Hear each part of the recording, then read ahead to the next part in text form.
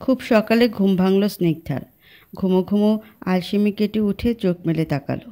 দুহাত বিস্তৃত করে আড়মোড়া ভেঙে উঠে বসলো। তারপর রুমের মধ্যে থাই গ্লাস ভেদ করে দু একটা পাখি ডাকার শব্দ আসছে। সেদিকে তাকিয়ে পিঠ অব্দি ছড়ানো চুলগুলোকে হাতকোপা করে নিল স্নিগ্ধা। ঘাড় বাঁকিয়ে তাকালো পাশে উপর হয়ে ঘুমে তলিয়ে থাকা আবরারের দিকে। সকালের কুসুম রঙের রোদ পর্দার ফাঁকা দিয়ে উকি দিচ্ছে। একটু বাদে বাদে ছুঁয়ে যাচ্ছে আবরারের মুখটাকে। চুলগুলো মৃদু মন্দ বাতাসে ঈষৎ উঠছে। ঠোঁট উল্টে নিঃশ্বাস নিচ্ছে আবরার, একেবারে বছর ৩-৪ বাচ্চাদের মতো। স্নিগ্ধা মনোযোগ দিয়ে দেখল আবরারকে। ছেলে হলেও ভ্রু, চোখ থেকে শুরু করে নাক, ঠোঁট সবগুলো একেবারে নিখুঁতভাবে হাতে আঁকার মতো। কানের পাশে ছোট্ট একটা গাঢ় কালো কুচকুচে তিল আবরারের। স্নিগ্ধা আর দৃষ্টি ফেরে না, একভাবে দেখতে শুরু করে। বিয়ের এখন দিন 15 পার হতে চলল।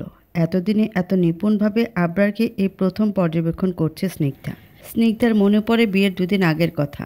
আবরারের জোরপূর্বক তাকে সাথে নিয়ে মেলায় ঘোরার মুহূর্তটা। কতটা অস্বস্তি হচ্ছিল সেদিন। নাগরদোলায় উঠে ভয়ে সিটিয়ে গিয়ে জড়সড় হয়ে ঘেঁষে বসেছিল আবরারের পাশে। চরকি ঘুরতে শুরু করলেই ঘাবড়ে গিয়ে আবরারের এক বাহু ঝাপটে ধরেছিল। সেদিন গ্রাম্য পরিবেশে একটা ছেলের সাথে এইভাবে মেলায় ঘুরে বেড়ানো সবাই কতটা বাঁকা চোখে তাকাচ্ছিল তাদের দিকে। কেউ বা অবাক চোখে দেখছিল জমিদারের ছেলের সাথে তাকে এভাবে মিশতে দেখায়। অবশ্য ওদের মতো সেদিন সে নিজেও তো জানতো না যে এই ছেলেটাই তার বর হবে। এই ছেলের অর্ধাঙ্গিনী হতেই তার পৃথিবীতে আসা। স্নিগ্ধা বাবার মুখে সব সময় শুনত আবরারদের পরোপকারী উদাহরণ। অবশ্য সে নিজেও মুগ্ধ হয়েছিল আবরারের ব্যবহার, আচার, সৌজন্যে। কত বড় ঘরের ছেলে হলেও অহংবোধের লেশ মাত্র ছিল না। কিন্তু এই বাড়িতে পা রেখে যেদিন তনয়ের মুখোমুখি হয়, সেদিন জমে আসা সব ধারণা ভুল মনে হয়। মনে হয়েছিল এ কদিনে পাওয়া আবরারের পরিচিতি শুধুমাত্র একটা মুখোশের মতো। কিন্তু না, আদৌ সেরকম নয়। তার সব ভুল ভেঙেছে, বলা বাহুল্য খুব তাড়াতাড়িই ভেঙেছে। আবরারের ব্যাপারে শোনা প্রত্যেকটা কথাই সত্যি, সম্পূর্ণরূপে সত্যি। আবরারকে এখন ভালো লাগে। ভালো লাগে আবরারের হাসি খুশিতে পূর্ণ মুখটাকে। সেই সাথে ভালো লাগতে শুরু হয় আবরারের দুষ্টু মিষ্টি ভালোবাসাগুলোকে। স্নিগ্ধা নিচের দিকে তাকিয়ে আনমনে মুচকে হেসে ওঠে। মৃদু পলক ফেলে আবরারের দিকে তাকালেই চমকে উঠল একেবারে। আবরার ভ্রু কুঁচকে কেমন অবাক চোখে তাকিয়ে আছে। আচমকা ভরকে ওঠে স্নিগ্ধা। চোখগুলো গোল গোল হয়ে আসে। উদ্বেগ নিয়ে বলে, আপনি না ঘুমিয়েছিলেন? আবরার উপর থেকে এবার স্নিগ্ধার দিকে পাশ ফিরে শোয়। ভ্রু নাচিয়ে বলে, একা একা হাসছিলে কেন? স্নিগ্ধা নিচের ঠোঁট কামড়ে ধরে। মনে মনে ভাবে, উনি আবার বুঝে যায়নি তো আমি ওনাকে দেখছিলাম। আবরার একইভাবে 2 ভ্রু নাচায়। বলে, আবার কি ভাবছো? এই তোমাকে ভূতে টুতে ধরেনি তো আবার? স্নিগ্ধা কপালে ভাঁজ ফেলে বলল, ভূতে ধরতে যাবে কেন? একা একা হাসলে তো ভূতে ধরে শুনেছি। আবরারের কথায় স্নিগ্ধা ছোট্ট করে দম ফেলে পুনরায় মনে মনে বলল, আর প্রেমে পড়লে যে মানুষ একা একা হাসে, ভাগ্যিস সেটা শোনেননি। আবরার এবার স্নিগ্ধার মুখের সামনে হাত নাড়ল, গলা বাড়িয়ে বলল, এই মেয়ে, জেগে আছো তুমি? স্নিগ্ধা নড়ে ওঠে। আবরারের দিকে তাকিয়ে ব্যগ্র গলায় বলে, জেগে আছি মানেটা কি? চোখ মেলে কি কেউ ঘুমায় নাকি? আবরার উঠে বসতে বসতে বলল, কি জানি, যা সব লক্ষণ দেখছি কিছুই তো বুঝতে পারছি না। স্নিগ্ধা কপাল কুঁচকে বলল, কি এমন দেখলেন রে বাবা? আবরার মাথা নাড়ল একদিকে। বলল, অনেক কিছুই, তবে সেসব তো এখন বলবো না। এখন তৈরি হতে হবে। কিন্তু কটা বাজে? কথাটা বলে দেয়ালে টাঙিয়ে রাখা ঘড়ির দিকে তাকায় আবরার। ঘড়ির কাঁটা 8টা ছুঁই ছুঁই দেখে আলোড়িত গলায় বলে ওঠে, বাহ, একদম পারফেক্ট টাইমে ঘুমটা ভাঙল। এইটুকু বলে স্নিগ্ধার দিকে চোখ ফিরিয়ে হাসি মুখ করে বলল, এত সকালে এই প্রথম উঠলাম। ছোটবেলায় আর্লি রাইজিং পড়লেও আর্লি রাইজার হওয়া আর হয়ে ওঠেনি। কথাটা স্নিগ্ধার ঠোঁট প্রসারিত করল, তবে শব্দহীন হাসিতে। আবরার কয়েক মুহূর্তে তীক্ষ্ণ দৃষ্টিতে তাকিয়ে থেকে পরক্ষণে ঠোঁট বাঁকিয়ে হেসে বলে উঠল, এখন এত তাড়াতাড়ি ওঠার জন্যে তো তোমাকে একটা উপহার দেওয়া উচিত পরি, তাই না? স্নিগ্ধা বুঝতে না পেরে বলল, এটার জন্য আবার উপহার? এতে আমি কি করলাম? আমি তো আপনাকে ডাকিও নি, আপনি নিজে থেকেই তো উঠলেন। উত্তর না দিয়ে আবরার জানলার দিকে তাকায়। চোখ ইশারা করে উত্তেজিত ধ্বনি নিয়ে বলল, আরে ওই দেখো, ওটা কি? স্নিগ্ধা কৌতূহল নিয়ে ঘাড় বাঁকা করে তাকালো। চট করে স্নিগ্ধার গালে চুমু খেলো আবরার। ভরকে উঠল স্নিগ্ধা। অবাক চোখে তাকালো আবরারের দিকে। আবরার বাঁকা ঠোঁটে হাসছে। স্নিগ্ধা মুখ হাঁ করে কিছু বলতে ধরলে আবরার তাড়াহুড়ো করে উঠে পড়ে বিছানা ছেড়ে স্নিগ্ধা থেকে কয়েক কদম দূরে সরে উদ্বিগ্নহীন গলায় বলল, মাই ফেরি, দিস ইজ ইয়োর গিফট। এটাই তোমার উপহার পরি। আবরার আর অপেক্ষা করল না, হাসি হাসি মুখ করে বেরিয়ে পড়ল রুম ছেড়ে। অন্যদিকে কয়েক মুহূর্ত বোকার মতো সেদিকে তাকিয়ে থেকে গালে হাত বোলালো স্নিগ্ধা। সাথে সাথে মুচকি হাসি ফুটে উঠল ঠোঁট জুড়ে। ভর্তির কাজ বেশ আরামসে পূরণ হলো স্নিগ্ধার। যদিও সামান্য হলেও কাঠখড় পোড়াতে হয়েছে আবরারের, তাও এর আঁচ লাগেনি স্নিগ্ধার গায়ে। নতুন করে পড়া শুরুর আনন্দে মনটা উৎফুল্লতায় ছেয়ে আছে তার। আবরারকে মনে মনে শত শতবার ধন্যবাদ জানাতে ইচ্ছে করছে। ভার্সিটির গেটে প্রথম পা রেখে যেভাবে হৃদস্পন্দন বাড়ছিল ক্রমশ, এখনও তার রেশ কাটেনি। সব কাজ শেষে অর্ধেকের অফিস থেকে মাত্র স্নিগ্ধার হাত আঁকড়ে বের হলো আবরার। আবরারের মুখের ভঙ্গিমা স্বাভাবিক থাকলেও স্নিগ্ধা অবাক চোখে এদিক সেদিক দেখছে। কত কত মানুষ, কত ছেলে মেয়ে, সবাই কত টিপটপ, সাথে কি সুন্দর বিস্তৃত দালানের কাঠামোগুলো। স্নিগ্ধার ভারী অদ্ভুত লাগে একটা কথা ভাবতেই। কোনোভাবে যদি এর একটাও ভেঙে মাথার উপরে পড়ে তবে কি হবে? কেন এত উঁচু করে বানাতে হলো দালানগুলো? আর একটু নিচু বানালেও তো পারত। সময়ও বাঁচত, সাথে পরিশ্রমও। ভাবনার এক ফাঁকে স্নিগ্ধার চোখ পৌঁছালো একটু দূরে সোজা হয়ে দাঁড়িয়ে থাকা বাদাম গাছের দিকে। একত্র হয়ে একসাথে কতগুলো মেয়ে আড্ডা দিচ্ছে তার নিচে। বিষয়টা এখানেই শেষ নয়। মূল ব্যাপার হলো সবাই কেমন অদ্ভুত চোখে চেয়ে আছে তাদের দিকে। এমন চাহনি দেখে মৃদু কপাল কোঁচকালো স্নিগ্ধা। এভাবে তাদের দেখার কি আছে? মেয়েগুলি কি আদৌ তাদের দেখছে নাকি অন্য কোনো ব্যাপার? কয়েক মুহূর্ত এই নিয়েই মাথা ঘামালো স্নিগ্ধা। ঘাটতে ঘাটতে আচমকা মূল বিষয় মাথায় এলো। বুঝতে পারল মেয়েগুলোর দৃষ্টির মানে। চট করে চোখ বেরিয়ে আসার উপক্রম হলো স্নিগ্ধার। তাড়াহুড়ো করে তাকালো আবরারের দিকে। আবরার সামনের দিকে তাকিয়ে একভাবে হাঁটছে তো হাঁটছেই। স্নিগ্ধা স্বস্তির নিঃশ্বাস ফেলে আবারও মেয়েগুলোর দিকে তাকায়। এবার ভারী বিরক্ত লাগতে শুরু করে তার। এভাবে অন্যের বরকে দেখার কি আছে? কীরকম নির্লজ্জের মতো ফ্যালফ্যাল করে তাকিয়ে আছে, যেন জীবনে কোনোদিন ছেলে দেখেনি। স্নিগ্ধা দাঁতে দাঁত চেপে নিল। আবরারের ধরে রাখা হাত আরও শক্ত করে চেপে ধরল। চোখগুলো এখনও মেয়েগুলোর দিকেই। স্পর্শ পেয়ে আবরার কৌতূহল নিয়ে তাকালো স্নিগ্ধার দিকে। ধীরে আওয়াজে বলল, যেভাবে ধরলে মনে হচ্ছে আমি পালাচ্ছি। স্নিগ্ধা আবরারের দিকে না তাকিয়ে বলল, পালানো তো সহজ নাকি? আমি ধরে আছি না। কথাটার মাথা মুন্ডু কিছুই ঢুকলো না আবরারের মাথায়। এ নিয়ে ঘাটলও না খুব বেশি। আবারও সামনের দিকে দৃষ্টি দিয়ে এগোতে লাগলো। একটা সময় গেটের কাছে আসতেই গাড়ির দরজা খুলে দিল আবরার। স্নিগ্ধা পেছন ঘুরে ক্ষণে ক্ষণে মেয়েগুলোকে দেখছে। মেয়েগুলো এখনও তাকিয়ে আছে আবরারের দিকে, অনেকটা মুখ হা করে থাকার মতো। এসব দেখে গায়ে ভীষণ জ্বালা করছে স্নিগ্ধার। না পারছে গিয়ে কিছু বলতে, আর না পারছে চুপচাপ হজম করে নিতে। আবরার স্নিগ্ধার দিক থেকে সাড়া না পেয়ে গলা বাড়িয়ে বলল, কি হলো পরি, ওঠো গাড়িতে। কথাটা কানে পৌঁছাতেই আবরারের দিকে তাকালো স্নিগ্ধা। পুনরায় একবার রাগে চোখে মেয়েগুলোকে দেখে নিয়ে উঠে পড়ল গাড়িতে। স্নিগ্ধার এমন ব্যবহারে সামান্য হলেও কৌতূহল হলো আবরারের। প্রশ্ন না তুলে নিজেও ঘুরে গিয়ে বসে পড়ল ড্রাইভিং সিটে। গাড়ির স্টিয়ারিংয়ে হাত রেখে গাড়ি স্টার্ট করতে উদ্যত হলো আবরার। এর মধ্যে পাশ থেকে স্নিগ্ধা গোমরা মুখে বলল, আপনি আজ এত সেজেগুজে এসেছেন কেন? সরু চোখে তাকালো আবরার। বলল মানে? স্নিগ্ধা গাল ফুলিয়ে বলল, ওই মেয়েগুলো আপনার দিকে কিভাবে হাঁ করে তাকাচ্ছে দেখেছেন? আপনি এভাবে এসছেন বলেই তো সব দোষ আপনার। বোকা বোকা চাহনিতে নিজেকে একবার আপাদ মস্তক ভ্রু কুচকে কুচকে দেখলো আবরার। এরপর স্নিগ্ধার দিকে তাকিয়ে বলল, আমি তো কিছুই বুঝলাম না, আমি কি করেছি? স্নিগ্ধা উত্তর দিল না, ঠোঁট উল্টে বসে রইল। আবরার ব্যাপারটা ভালোভাবে বুঝে নিতে অপর পাশের জানলা দিয়ে তাকালো একবার। একই সময় আবরারের দিকে তাকালো স্নিগ্ধা। কিছুটা দূরে দাঁড়িয়ে থাকা সেই মেয়েদের দিকে আবরারের দৃষ্টি দেখে ক্ষিপ্ত হয়ে বলল, আপনি ওদিকে কেন তাকাচ্ছেন? আবরার তাড়াহুড়ো করে চোখ ফিরিয়ে নিয়ে স্নিগ্ধার দিকে তাকালো। বলল, আরে বাবা, আমি তো দেখছিলাম যে। স্নিগ্ধা মাঝপথে কথা কেড়ে নিয়ে বলল, কি দেখছিলেন? হ্যাঁ, মেয়ে দেখলেই তাকাতে হবে? আপনিও একই রকম, খুব বাজে, খুব খারাপ। আবরার খানিকক্ষণ দৃষ্টিতে তীক্ষ্ণতা নিয়ে স্নিগ্ধার মুখটাকে পর্যবেক্ষণ করলো। পরক্ষণে মুচকি হেসে ভ্রু নাচিয়ে বলল, বাই এনি চান্স তুমি কি জেলাস ফিল করছো পরি? স্নিগ্ধা নাক মুখ কুচকে তাকায়, বলে ওঠে না। আবরার ফিচেল গলায় বলল, আমার কিন্তু মনে হচ্ছে। স্নিগ্ধা খেপে উঠে বলল, মনে হলে তাই? দয়া করে আমার দিকে আর ওই মেয়েদের দিকে না তাকিয়ে গাড়ি চালাতে মন দিন। আবরার ঠোঁট টিপে হেসে চোখ ফিরিয়ে সামনের দিকে তাকালো। বলল, জেলাসনেস খুবই ভালো জিনিস, অন্তত ভালোবাসার ক্ষেত্রে। স্নিগ্ধা চট করে তাকায়। মুখে কিছু বলে না। আবরার গাড়ি স্টার্ট করতে নিমিষে ভার্সিটির গেট থেকে হাওয়া হয়ে পড়ে সেটি। স্নিগ্ধা মনে মনে ভাবে, যাক বাবা, অন্তত মেয়েগুলোর কুনজর থেকে রক্ষা পাওয়া গেল। গাড়ি এসে থামে একটি বড় জায়গা জুড়ে বিস্তৃত পার্কের সামনে। স্নিগ্ধা জানলা থেকে মাথা বের করে দেখে অবাক হয়ে বলে, আমরা এখানে কেন এসেছি? উত্তর পেতে স্নিগ্ধা আবরারের দিকে ফিরে। আবরার যথাযথ উত্তর না দিয়ে নিজের সাথে সাথে স্নিগ্ধার সিট বেল্ট খুলে দিতে ব্যস্ত হয়ে পড়ল। এরপর নেমে পড়ে দরজা খুলে। ঘুরে এসে স্নিগ্ধার পাশের দরজাও খুলে দেয়। ধীর পায়ে নেমে পড়ে স্নিগ্ধা, আশেপাশে তাকায়। লোকালয় হলেও লোক সামান্য হাতে গোনা হবে কেবল, তবে জায়গাটা মন কাড়ার মতো সুন্দর আর যথেষ্ট কোলাহলহীন। সামনে গোলাপি পদ্ম ফুটে আছে দিঘির শ্যাওড়াযুক্ত পানিতে। পায়ের নিচে সবুজ ঘাসগুলো মাথা তুলে আছে, যদিও দুপুরবেলা সামান্য ঘাড় নুয়ে পড়েছে তাদের।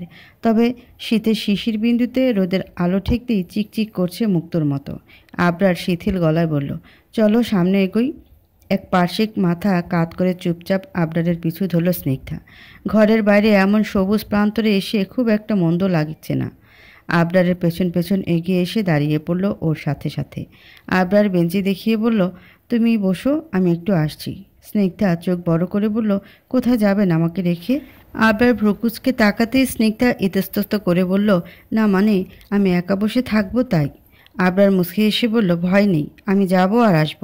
আবরারের যাওয়ার দিকে কিছু সময় একভাবে তাকিয়ে রইল স্নিগ্ধা। চোখ ফিরে আবারও আশেপাশে দেখতে শুরু করলো। একটু দূরত্বের বেঞ্চিতে বসে থাকা একজোড়া কপোতিকে গা ঘেঁষে বসে থাকতে দেখে ভেতর ভেতর অদ্ভুত শিহরণ শুরু হলো আবরারকে নিয়ে। 10 মিনিটের মাথায় ফিরে এলো আবরার।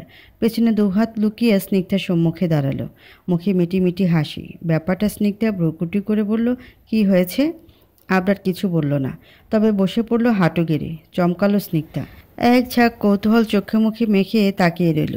আবরার মুচকি হেসে বলল, কখনো কাউকে এভাবে বলিনি, তবে সিনেমাতে দেখে দেখে শিখে নিয়েছি এ কদিনই।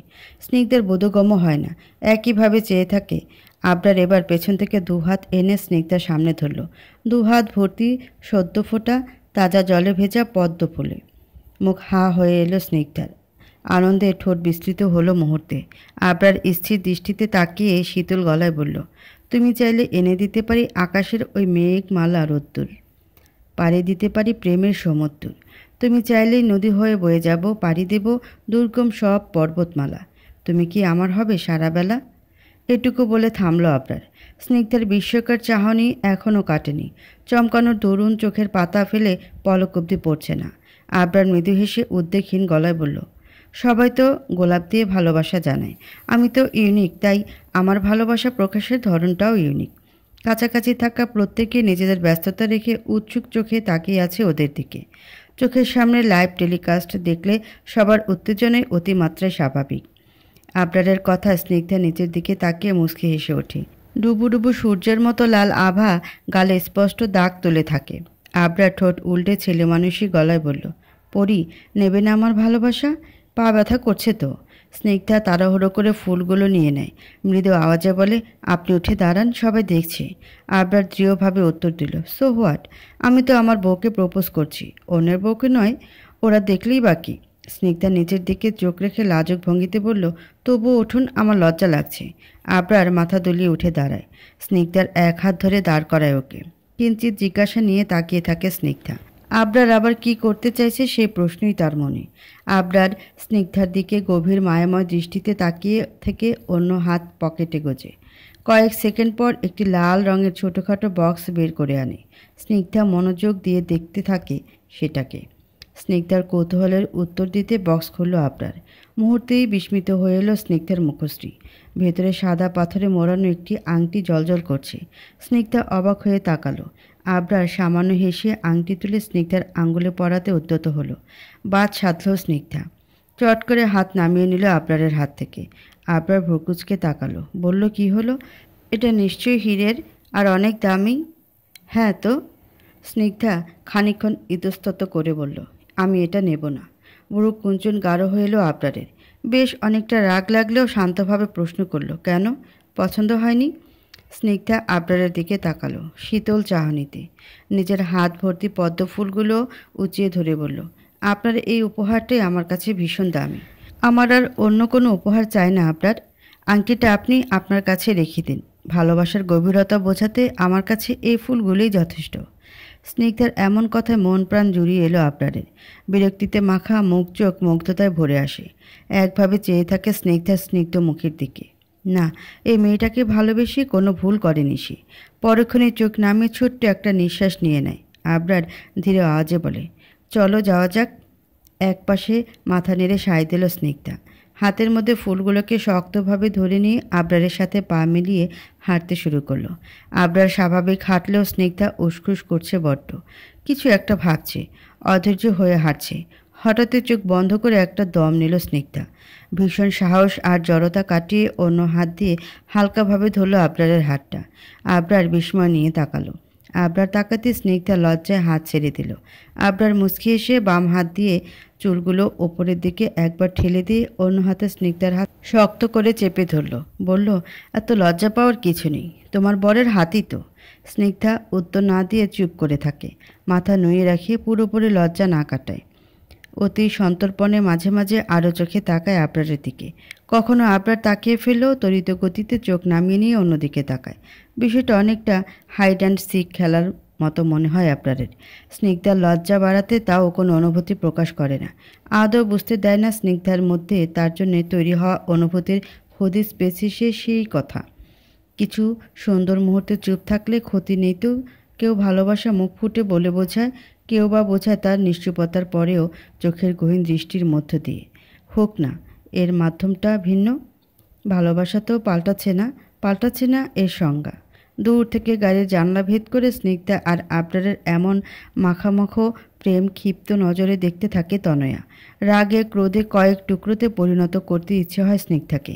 ইচ্ছে হয় দেয়াল হয়ে ওদের মাঝখানে দাঁড়িয়ে পড়তে, যাতে অন্তত আমৃত্যু কেউ কারোর দিকে চোখ দিয়ে হলেও ভালোবাসার বিনিময় করতে না পারে। তনয়ার চোখের কোটর ভরে আসে জেদে। দাঁত চিবিয়ে বলে, অনেক উড়ছো তোমরা আবরার, অনেক। বেশ উড়ে নাও। কি ভাবছো আমি এত সহজে তোমাকে রেহাই দেবো আবরার? না, কখনোই না। এরকম ভাবলেও ভুল ভাবছো তুমি। আমার থেকে তোমার নিস্তার নেই। ভালোবেসেছি আমি, আমার ভালোবাসার দাম অবশ্যই আছে। তুমি যদি তোমার ভালোবাসা পেতে জোর জবরদস্তি করতে পারো তবে আমিও পারি। খুব তাড়াতাড়ি ফিরছি আমি তোমার লাইফে। ভেবো না স্নিগ্ধার নতুন গজে ওঠা পাখা কাটতে আর তোমার দুদিনের ভালোবাসার দাফন করতে। এবার আমাকে সফল হতেই হবে। তনয় আপু যদি কখনো ফিরে আসে কি করবেন আপনি? স্নিগ্ধার প্রশ্নে ল্যাপটপের স্ক্রিন থেকে মুখ তুলে তাকালো আবরার। প্রকুচকে বলল, মানে? স্নিগ্ধা তাড়াহুড়ো করে বসলো আবরারের পাশে। বলল, আমার না কেমন কেমন লাগছে। সেদিন তনয় আপুর বাবা আর উনি দুজনেই আপনাকে কিভাবে শাসিয়ে গেলেন, অথচ তারপর আর কোনো সারা শব্দই নেই। এরকম কেন হলো? আমি তো ভেবেছিলাম ওনারা কিছু একটা ঝামেলা করবে। আবরার সরু চোখে তাকিয়ে বলল, তুমি চাও ওরা ঝামেলা করুক? স্নিগ্ধা চোখ বড় করে বলল, এ বাবা না না, তা নয়। আমি আসলে বলছিলাম যে ওনাদের এত চুপচাপ হয়ে যাওয়ার মানে কি? ওনাদের সাথে যা হয়েছে সেটা সত্যি কি ওনারা মেনে নিয়েছেন, নাকি এমন শান্ত পরিবেশ কোনো ঝড়ের পূর্বাভাস? আবরার চোখ ফিরিয়ে নিয়ে ল্যাপটপের দিকে তাকালো। দৃঢ় গলায় বলল, ওসব নিয়ে ভেবো না। ওদের প্রত্যেকটা পদক্ষেপ আমার নজরে রয়েছে। একটা চালও আগে বাড়াতে পারবে না। একটু স্বস্তিবোধ হলো স্নিগ্ধার, তবে পরক্ষণই কাঁচোমাচো মুখে বলল, একটা কথা বলবো? আবরার না তাকিয়ে বলল, বলো। স্নিগ্ধার নরম গলায় বলে ওঠে, আপনার সাথে তনয়া আপুরই যায়, আমার সাথে নয়। আমি কোনো দিক থেকে আপনার সঙ্গে মানানসই নেই। সত্যি বলতে তনয়া আপু যেভাবে আপনাকে ভালোবাসে তাতে ওনাকে মেনে নিলেই আপনি ভালো থাকতেন। হ্যাঁ, হয়তো উনি মিথ্যে বলেছে, আপনার নামে অপবাদ দিয়েছে, কিন্তু আপনিই তো বলেন ভালোবাসায় কোনো অপরাধ নেই। এখানে সব সম্ভব, সব সত্যি। তাহলে? এইটুকু বলে থামল স্নিগ্ধা। আবরার কপাল কুঁচকে তাকিয়ে রইল। খানিকক্ষণ ল্যাপটপের স্ক্রিন ঢেকে দিয়ে উঠে দাঁড়ালো। স্নিগ্ধাও জিজ্ঞাসা নিয়ে দাঁড়িয়ে পড়ল। বলল, আপনি কি রাগ করলেন? আবরার ঠোঁট কামড়ে কিছু একটা ভেবে বলল, তুমি কি চাও? আমি এখন তনয়কে এই বাড়িতে নিয়ে আসি, তারপর তুমি আবার সত্যি নিয়ে ঘর করো? স্নিগ্ধা মাথা নিচু করে নিয়ে বলল, আমি সেটা বলিনি। আমি তো শুধু বলতে চাইছিলাম। এটুকু বলতে আবরার স্নিগ্ধার কোমর জড়িয়ে নিজের কাছে টেনে আনলো।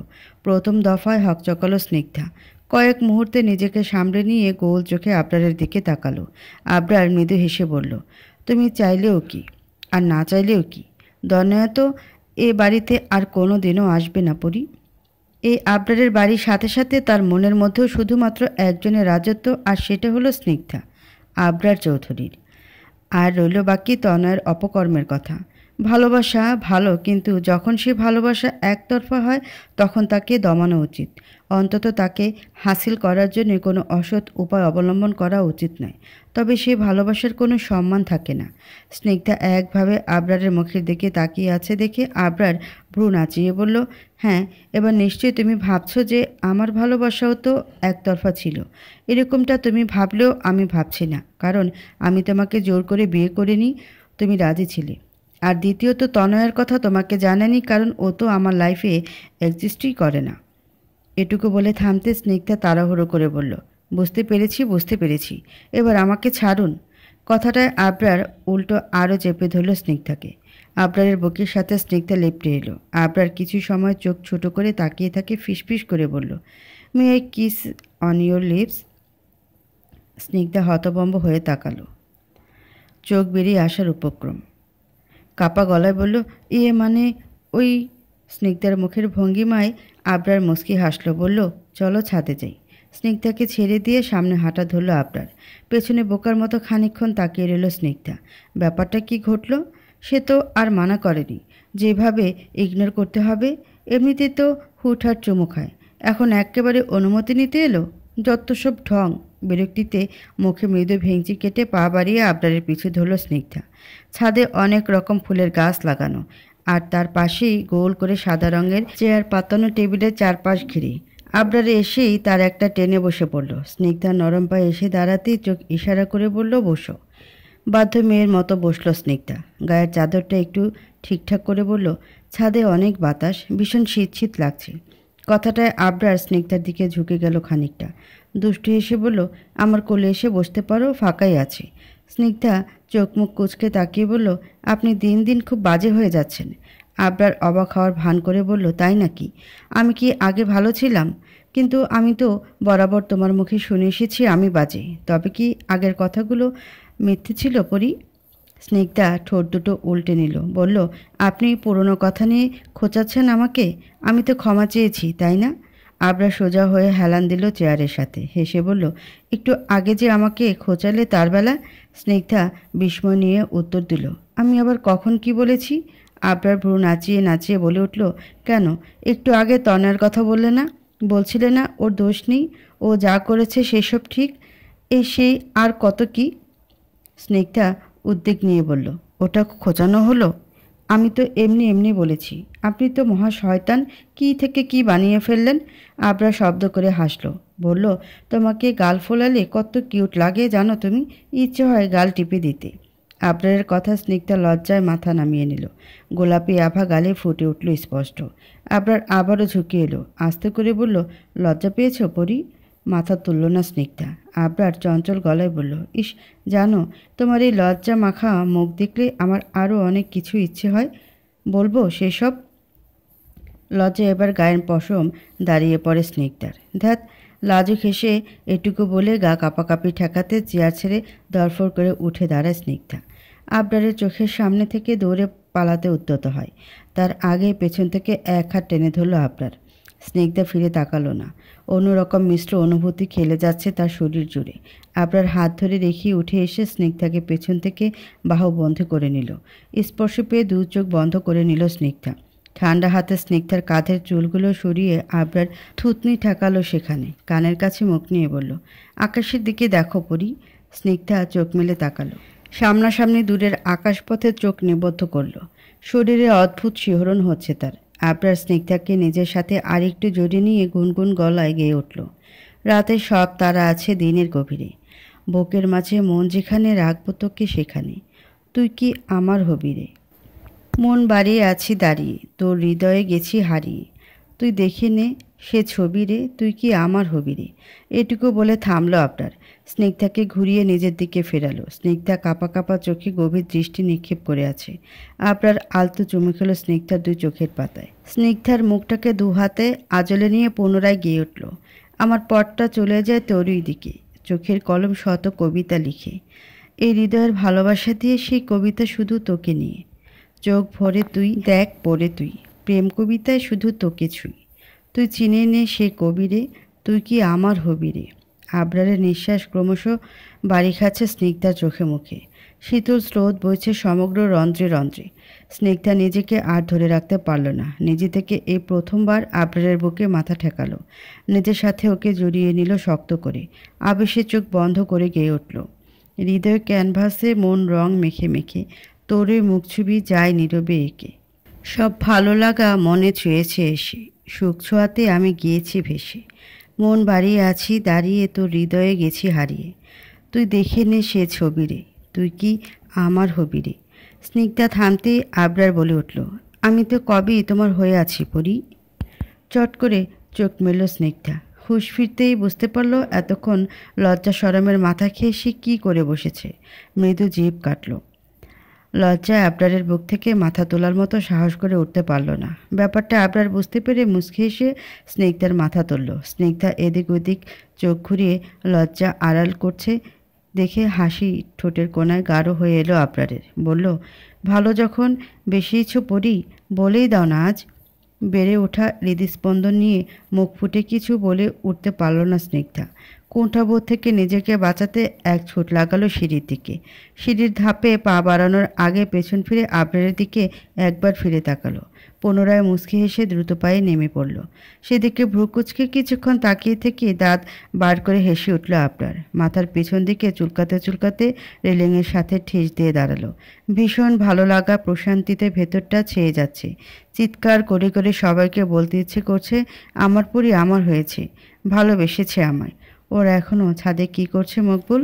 মকবুল প্রশ্নের উত্তরে ডান কান থেকে ফোন সরিয়ে বাম কানে ঠেকিয়ে ফিসফিস করে বলল, সেসব তো জানি না ম্যাডাম, উকিয়ে দিতে পারবো না, ধরা পড়ে যাব। তবে গানের শব্দ পেয়েছি একটু আগে, হয়তো ওনারাই গাইছিল।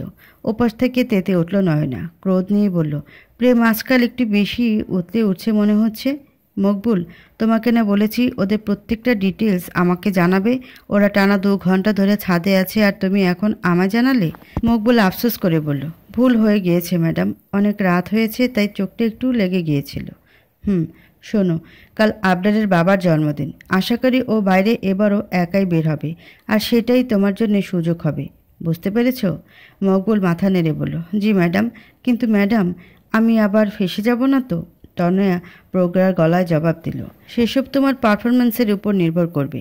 কাঁচা কাজ করলে ধরা পড়তেও পারো, কিন্তু যদি সামান্য বুদ্ধি খাটিয়ে কাজটা করতেই পারো তবে কিন্তু কেউ টিকিও ছুতে পারবে না তোমার। মকবুল ভয়ে ভয়ে বলল, ম্যাডাম, পাকা কাজ কিভাবে হবে? আমি কি সিরিয়াল কিলার নাকি? কোথায় আপনি বলবেন যে আমি ধরা পড়লেও আপনি আমাকে বাঁচিয়ে নেবেন, তা না বলে আমার ঘাড়ে দায়িত্ব চাপাচ্ছেন। এরকম হলে কিন্তু আমি এসব করব না, তাও এত বড় ঝুঁকি নিয়ে। বাড়িতে আমার ছেলে মেয়ে আছে ম্যাডাম। তনয় ক্ষিপ্ত হয়ে বলল, এই যে কাজটা তুমি এমনি এমনি করে দিচ্ছ না, তার বিনিময়ে মোটা অঙ্কের টাকা দিচ্ছি আমি। আর শোনো, সিরিয়াল কিলার না অন্তত তোমার থেকে 1000 গুণ ভালো হয়। তারা অন্তত পেছন থেকে ছুরি মারে না। একটু থেমে, সে যাই হোক, বাই এনি চান্স পুলিশের কাছে ধরা পড়লেও ওসব নিয়ে ভাববে না। আমি বা বাবা কেউ একজন তোমাকে ঠিক ছাড়িয়ে নিতে পারবো, তবে আমাদের নাম উচ্চারণ না করলে তবেই। ওকে? মকবুল সায় দিয়ে বলল, ঠিক আছে ম্যাডাম। কাল তাহলে স্যার বের হলেই আমি আমার কাজ সেরে ফেলবো। তবে এমন কিছু করব যাতে সাপ তো মরবেই আর আমিও ধরা পড়ব না। তনয়া ভাবা দিয়ে বলল, সাব্বাস, তাহলে আজ সারা রাত ধরে ভাবতে থাকো কি করবে আর কিভাবে করবে। তবে একটা কথা বলে রাখছি, যদি আমার চাওয়া মতো কাজ তুমি করতে পারো মকবুল, যা টাকা দেব তোমায় গুনেও শেষ করতে পারবে না। লোভে চকচক করে উঠল মকবুলের চোখ মুখ। তাড়াহুড়ো করে বলল, বেশ ঠিক আছে ম্যাডাম, তাই হবে। লাইন কাটতেই কান থেকে ফোন নামালো মকবুল। সিঁড়িতে কারো পায়ের শব্দ পেতেই পিলারের আড়াল লুকিয়ে পড়ল। হালকা ঘাড় কাত করে উকিয়ে দিল সেদিকে। স্নিগ্ধাকে নামতে দেখে আবারও সোজা হয়ে লেপটে গেল দেয়ালের সাথে। স্নিগ্ধা হাসি হাসি মুখে এক ছুটে ঘরের দিকে দৌড়ে গেলে বেরিয়ে এলো মকবুল। সেদিকে তাকিয়ে বাঁকা হেসে বলল, জীবনের শেষ হাসিটা হেসে নাও স্নিগ্ধা ম্যাডাম। এরপর তোমার সাথে কি ঘটবে তুমি কল্পনাও করতে পারছো না। আমাকেও সাথে নিন না, আমিও যাই। স্নিগ্ধার ছেলে মানুষই গলায় আবরার মৃদু হেসে 2 হাতের আঁচলে স্নিগ্ধার গাল তুলে নিয়ে বলল, এরকম করলে কি আমার যেতে ইচ্ছে করবে পরি? স্নিগ্ধা ঠোঁট দুটো উল্টে বলল, আপনি সবসময় এরকম করেন, কারো কথা শোনেন না। আমাকে নিয়ে গেলে কি হবে আপনার? আমি তো সারাদিন এই বাড়িটার মধ্যেই থাকি। আমার কি একটুও বাইরে যেতে ইচ্ছে করে না? আবরার গাল থেকে হাত সরিয়ে নিল, ভ্রু কুঁচকে বলল, কালই না বাড়ি থেকে ঘুরে এলাম। স্নিগ্ধা এখনও ফুলিয়ে রেখেছে গাল, ওভাবেই বলে উঠল, তো কি হয়েছে? কাল তো কাল, আজ তো নয়। আজকে যাই না প্লিজ। আবরার মুচকি এসে বলল, একটা বাচ্চাকে বিয়ে করে আনলাম শেষমেশ। স্নিগ্ধা কপালে ভাঁজ ফেলে বলল, কি বললেন? আবরার মাথা নেড়ে বলল, কিছু না। স্নিগ্ধা আবারও উদ্গ্রীব হয়ে বলল, নিয়ে চলুন না আমায়। আবরার প্লিজ, আমি যাব। আবরারের প্রচণ্ড হাসি পেল স্নিগ্ধার এমন বাচ্চামো দেখে। খুব কষ্টে হাসি চাপিয়ে স্নিগ্ধার বাহুতে হাত ঠেকালো, শান্তভাবে বলল, দেখো পরি, পরপর 3টে এতিমখানায় যাচ্ছি, অনেক দূরের পথ, যাওয়া আসা মিলিয়ে তোমার অনেক জার্নি করতে হবে। আর তুমি তো গাড়িতে জার্নি করার অভ্যেস এখনও ঠিকভাবে করে উঠতে পারোনি। এই তো কালকেও মাথা ঘুরছিল তোমার, বলেছিলে না? তাও ওইটুকু রাস্তায়। আজ কী হবে বুঝতে পারছো? আমি তো তোমার ভালোর জন্য বলছি, তাই না বলো? স্নিগ্ধা মাথা নাড়ল, মুখ কালো করে বলল, বুঝতে পেরেছি, থাক যাব না। আবরার ভ্রু নাচিয়ে বলল, তাহলে হাসো একটু। স্নিগ্ধা সামান্য ঠোঁট টিপে হাসে, পরক্ষণে উদ্বেগ নিয়ে বলল, কিন্তু আপনি কখন আসবেন? আবরার সরু চোখে তাকায়, সন্দেহীভাবে বলে, কেন মিস করবে আমাকে? স্নিগ্ধার চোখ নামিয়ে নিল, মৃদু মাথা নেড়ে বলল, একটুও না। আবরার সামান্য শব্দ করে হাসল, পরক্ষণে হাসি থামিয়ে কবজিতে বাঁধা ঘড়িটাতে চোখ বুলিয়ে বলল, আচ্ছা ঠিক আছে, এখন আমার দেরি হয়ে যাচ্ছে, আসছি তাহলে। স্নিগ্ধা চোখ তুলল, আবরার হাঁটতে ধরলেই তাড়াহুড়ো করে বলল, শুনুন। আবরার ঘাড় ফেরায়, এক ভ্রু নাচিয়ে বলে, কিছু বলবে? স্নিগ্ধা নরম পায়ে এগিয়ে এসে আবরারের টায়ে মৃদু হাত বোলালো, নিচু গলায় বলল, তাড়াতাড়ি ফিরবেন। এটুকু বলতেই পেছনে 2 হাত বেঁধে স্নিগ্ধার সামনে ঝুঁকে এলো আবরার। দুষ্টু হেসে বলল, তাহলে ডিসকাউন্ট চাই? স্নিগ্ধা জিজ্ঞাসা নিয়ে তাকালে আবরার নিজের গাল ইশারা করলো হাতের আঙ্গুল ছুঁয়ে। আবরার ইশারার মানে বুঝতে পেরে স্নিগ্ধা চঞ্চল গলায় বলল, দেখো, তবে তাড়াতাড়ি ফিরলে তবেই। আবরার সোজা হয়ে দাঁড়িয়ে বলল, বাহ, আমার বউ দেখছি আমার থেকেও এগিয়ে, ইশারায় সব বুঝে নেয়। স্নিগ্ধা মুচকি হাসলে আবরার এক হাতে প্রসারিত করে ওকে বাহুর সাথে জড়িয়ে নিল। একই সাথে পা মিলিয়ে হেঁটে রুম ছেড়ে বেরিয়ে এলো। তারপর সদর দরজার কাছাকাছি আসতেই স্নিগ্ধাকে ছেড়ে দিল আবরার। ঠোঁট এড়িয়ে উষ্ণ পরশ দিল স্নিগ্ধার কপালে। চোখ বন্ধ করে নিল স্নিগ্ধা। আবরার বাঁকা হেসে বলল, আমারটা এসেই নেব ওকে।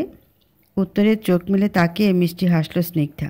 আবরার উত্তেজিত মুখ করে বুকের বাম দিকে হাত দিয়ে ঘষতে ঘষতে বলল, এভাবে হেসো না পরি, বুকে লাগে খুব। স্নিগ্ধা নাক মুখ কুঁচকে নিল, ব্যস্ত গলায় বলল, সবসময় শয়তানি, আপনার না দেরি হয়ে যাচ্ছে, যান তাড়াতাড়ি যান। আবরার দুঃখে মুখ করে বলল, তাড়িয়ে দিচ্ছ আমায়? হ্যাঁ দিচ্ছি। স্নিগ্ধা আবরারকে ঠেলে ঠেলে দরজার বাইরে বার করলো, ব্যগ্র গলায় বলল, তাড়াতাড়ি যাবেন, তাড়াতাড়ি ফিরবেন, আর হ্যাঁ, দুটোই সাবধানে। এটুকু বলে ব্যস্ত হাতে স্নিগ্ধা দরজা চাপাতে গেলে বাদ সাধল আবরার। হাত দিয়ে দরজা আটকে এক পাশ দিয়ে মাথা বের করলো, উকি দিয়ে চোখ টিপে বলল, ঠিক আছে যাচ্ছি, তবে পাওনাটা কিন্তু এসে সুদ সমেত তুলে নেব। স্নিগ্ধা মুচকি হেসে তৎপর হয়ে বলল, হয়েছে, বুঝেছি, যান এবার। আবরার হাঁটার মধ্যে কয়েকবার পিছু ফিরে তাকালো। দরজার সাথে লেপ্টে দাঁড়িয়ে আছে স্নিগ্ধা। আবরার গাড়িতে উঠে বসে সিট বেল্ট বেঁধে আবারও তাকালো জানলা দিয়ে। হাত উঁচিয়ে বিদায় জানালে স্নিগ্ধা ও জবাবে হাত ওচালো। বাম হাত স্টিয়ারিংয়ে রেখে ডান হাত দিয়ে স্নিগ্ধার দিকে ফ্লাইং কিস ছুড়ে দিল আবরার। এই পর্যায়ে স্নিগ্ধা লজ্জায় মাথা নামিয়ে নিয়ে পরক্ষণে আবারও তাকালো আবরারের দিকে। ঠোঁট এলিয়ে হেসে গাড়ি স্টার্ট করলো আবরার। আবরারের গাড়ি চোখের আড়াল হওয়া অবধি তাকিয়েছিল স্নিগ্ধা। এরপর ভেতরে এসে দরজার লক ভালো করে টেনে দিয়ে গলা বাড়িয়ে ডেকে উঠল, মকবুল ভাই। ডাক শুনে দ্রুত পায়ে হাজির হলো মকবুল। ডাকছিলেন ম্যাডাম?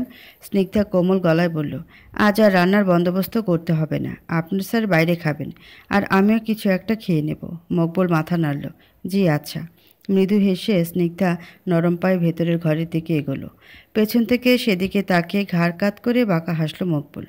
আপনার আজ আর খেতে হবে না ম্যাডাম, ওপরে গিয়ে খাওয়া দাওয়াটা সেরে নেবেন না হয়। তনয়া ওই মেয়েটাকে মারার প্ল্যান করছে, কি যেন নাম? ও হ্যাঁ, স্নিগ্ধা। আর সেটাও আবরারদের বাড়ির কাজের লোক মকবুলকে দিয়ে। কথাটায় পানি খেতে গিয়ে বিষম খেলো আমিনুল। গোল চোখে তাকিয়ে উদ্বিগ্ন হয়ে বলল, কাজ করে সাক্ষী কেন রাখবেন স্যার? ও তো ধরা পড়বেই, সাথে মুখ খুলে আপনার মেয়েও জেলে যাবে। তখন কিন্তু আমার হাতে কিছু থাকবে না বলে দিলাম। তোফায়েল বিরক্তি নিয়ে বলল, আহ, তুমি এত কথা কিভাবে বলতে পারো আমিনুল? আগে শোনো আমি কি বলছি। আমিনুল হাতের গ্লাসটা টেবিলে রাখলো, জিজ্ঞাসা নিয়ে বলল, বলুন শুনে দেখি। তোফায়েল পায়ের উপর পা উঠিয়ে বসে বললেন, তনয়া যা করার করেছে, কিন্তু ও জানে না যে আমি ও ওর বাবা। আমার নাকের ডগা দিয়ে কিচ্ছু করা সম্ভব নয়, তাই আমি ভেবেছি তনয়ার চালটা একটু ঘুরিয়ে দিতে। আমিনুল ভ্রু বাঁকিয়ে বলল, কীরকম? তোফায়েল বাঁকা হাসল, বলল, ধরো যদি এরকম হয়, স্নিগ্ধার জায়গায় আবরারকে মেরে দিই। আমিনুল চমকে উঠল, এসব কি বলছেন স্যার? আবরারের মতো লোককে মারা কি পুঁটি মাছ ধরার মতো সহজ ভাবছেন?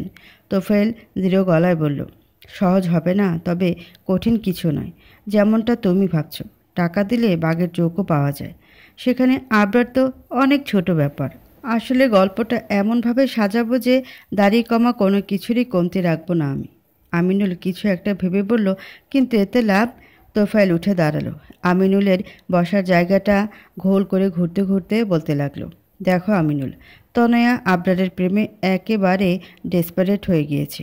ও ভাবছে স্নিগ্ধা মেয়েটাকে রাস্তা থেকে সরিয়ে দিতে পারলেই আবরার ওর হবে। কিন্তু আবরারের ভাবমূর্তিতে আমি যেটা বুঝলাম, তাতে আবরারের তনয়ার কাছে ফিরে আসার চান্স 0%। তনয়া আর আবরারকে ফিরে পাবে না, এটা তো নিশ্চিত। ও এখন যা করছে সবটাই ভালোবাসায় অন্ধ হয়ে, যাকে এক কথায় পাগলামি বলা চলে। কিন্তু আমি তো আর ওর মতো ছেলে মানুষ নই। আমি বিষয়টা একটু তলিয়ে ভাবছি। আর যদি স্নিগ্ধা মেয়েটাকে মারতে চায়, তাহলে এখানে লাভ কী হচ্ছে? আবরার তো ফিরছে না, উল্টো দেখা গেল বউয়ের মার্ডারে ক্রুদ্ধ হয়ে মিডিয়া প্রেসে একবারে ঝড় তুলে দিল। শেষমেশ কী হবে? তদন্ত হয়ে লেজে টান পড়লে ফাঁসবো আমরাই। কিন্তু যদি এটার উল্টো ঘটে, মানে হলো আবরারকে মারি আর সেই দায় স্নিগ্ধাকে জেলে ভরে দিই, লাভের লাভ তো এখানেই। আমিনুল ঘাড় বাঁকিয়ে বলল, কীরকম? তোফায়েল বিরক্তি নিয়ে বলল, উফ, তোমাকে পুলিশের চাকরি কে দিয়েছে বলো তো? একটা সামান্য জিনিস মাথায় ঢুকছে না? আমিনুল কাচেমচে মুখে বলল, কি স্যার, পুলিশ হলেও ডিউটি তো আপনার পেছনেই বেশি করছে, তাই না? তোফায়েল বিরক্তিতে ঘাড় নেড়ে বলল, যাকগে, ছাড়ো এসব। যেটা বলছিলাম, একটু ভেবে দেখো আমিনুল, আবরার মরলে ব্যাপারটা আমার জন্য কতটা সহজ হবে। স্নিগ্ধা মেয়েটা তো গ্রামের একটা অশিক্ষিত মেয়ে। ও আইন আর সমাজের মারপ্যাচ বুঝবে না। স্বামীর মরার শোক আর নিজের বাকি জীবন জেলে কাটানোর দুঃখে কাতর হয়ে থাকবে আজীবন। এসব ব্যাপার নিয়ে ঘাটবেও না। আর সেই সুযোগে বুদ্ধি খাটিয়ে আবরারের বিশাল সয় সম্পত্তি হাতিয়ে নেব আমি। স্নিগ্ধা যাবে জেলে আর আবরার কবরে। কি বলো, কেমন হবে? উত্তরে আমিনুল উত্তেজিত ধ্বনি নিয়ে বলল, বাহ, কি প্ল্যান করেছেন স্যার! জবাব নেই আপনার। প্রশংসায় তোফায়েল বাঁকা ঠোঁটে হাসল। আমিনুল পরক্ষণে ভয়ার্ত মুখে বলল, কিন্তু স্যার, মকবুল ধরা পড়লে যদি মুখ খুলে দেয়? তোফায়েল দৃঢ় গলায় বলল, এত সহজ নয়। ব্যাপারটা এমনভাবে ঘটবে যে কেউ কুলকিনারাও করতে পারবে না। আমিনুল জিজ্ঞাসা নিয়ে বলল, আপনি এত কনফিডেন্স কিভাবে পাচ্ছেন? তোফায়েল এগিয়ে এসে বলল, আবরারদের বাসার ঘরে দরজা বরাবর ঝাড়বাতি দেখতে পেয়েছিলে? আমিনুল কয়েক সেকেন্ড ভেবে বলল, খেয়াল করিনি। একবার গিয়েই ওপরের দিকে কে তাকায় বলুন স্যার? তোফায়েল বিদ্রুপ করে বলল, পুলিশের নজর নাকি শকুনের মতো। এই তার নমুনা? আমিনুলের মৃদু রাগ হলো, প্রসঙ্গ পাল্টাতে বলল, আসল কথা বলুন স্যার, ঝাড়বাতি দিয়ে কি হবে? তোফায়েল উৎক আওয়াজে বলল, যা করার ওটাই করবে। আমিনুল কৌতূহল নিয়ে তাকিয়ে বলল, কিন্তু তনয়া ম্যাডাম, উনি কি মানবেন? তোফায়েল সরু চোখ করে বলল, ওকে কে জানাবে? যতক্ষণে এসব ওর কান অবধি পৌঁছবে ততক্ষণে আবরারের ভাবলীলা সাঙ্গ হয়ে যাবে। এটুকু বলে হাসিতে মেতে উঠল তোফায়েল। তাল মিলিয়ে হাসল আমিনুল। পর্দার আড়াল থেকে সব কথা শুনতে পেয়ে মাথার চক্কর কাটল তনয়ের, হাত পা জমে এলো। এতক্ষণ এসব কী শুনল সে? বাবা আবরারকে মারতে চাইছে, তাও সম্পত্তির লোভে? বাবা একবারও আমার কথাটা ভাবলো না? আমি তো আবরারকে ভালোবাসি। না না, আমি আবরারকে যে করেই হোক নিজের করে চাই। আমি ওকে মরতে দেব না, কিছুতেই না। কিন্তু এখন কি করব আমি? বাবাকে নিষেধ করতে করতেও অনেক সময় পেরিয়ে যাবে। আবরারকে বাঁচাতে হবে আমার। হন্তদন্ত পায়ে দৌড়ে রুমে গেল তনয়া। বিছানার ওপর পড়ে থাকা মুঠোফোন উঠিয়ে নিয়েই কাপা হাতে ডায়াল করলো মকবুলের নম্বরে। গুটি কয়েকবার রিং হতেই রিসিভ করলো মকবুল। হ্যালো ম্যাডাম, বলুন। তনয়া তেতে উঠে বলল, মকবুল, এসব কি শুনছি আমি? তুমি প্ল্যান চেঞ্জ করে আবরারকে মারতে চাইছো? মকবুল প্রথমে ইতস্তত করলো, পরবর্তীতে বলল, আপনাকে স্যার বলে দিল? তাহলে আমাকে বলতে নিষেধ করলো যে? তনয়া দাঁত চিবিয়ে বলল, আগে আমার কথার উত্তর দাও। তোমাকে আমি অ্যাডভান্স দিয়েছি না? তাহলে কি করে তুমি অন্যের হয়ে কাজ করতে পারো? মকবুল শক্ত গলায় বলল, দেখুন ম্যাডাম, কাজ কে দিয়েছে, কিভাবে দিয়েছে সেটা আমার কাছে গুরুত্বপূর্ণ নয়। আমি টাকার জন্য করছি, তাই যে আমাকে টাকা বেশি দেবে আমি তার কাজই আগে করব। আপনি আমায় 50 দিয়েছেন আর আপনার বাবা আমায় গুনে গুনে 1.5 লাখ দিয়েছে। এখন আপনিই বলুন অপশন কোনটা ভালো? তনয়া ক্ষিপ্ত গলায় বলল, মকবুল, তুমি আবরারের গায়ে একটা ফুলের টোকাও ফেলবে না, বুঝতে পারছো? আমি কিন্তু পুলিশকে জানিয়ে দেব সব। মকবুল দাঁত কেলিয়ে বলল, ভয় পাচ্ছি না ম্যাডাম, কারণ কাজ আমি কিভাবে করব আপনি তার কিছুই জানেন না। আর যেখানে পুলিশ আপনার বাবার সাথেই আছে সেখানে আমার কিসের ভয়? এখন রাখছি ম্যাডাম সাহেব, আসার সময় হয়ে গিয়েছে, প্ল্যান সাজাতে হবে। তনয়া কিছু বলতে নেওয়ার আগেই লাইন কেটে দিল মকবুল। আসন্ন পরিস্থিতির কথা ভাবতেই বুকটা কেঁপে উঠল তনয়ের। এখন আমি কি করব? আবরারকে বাঁচাবো কি করে?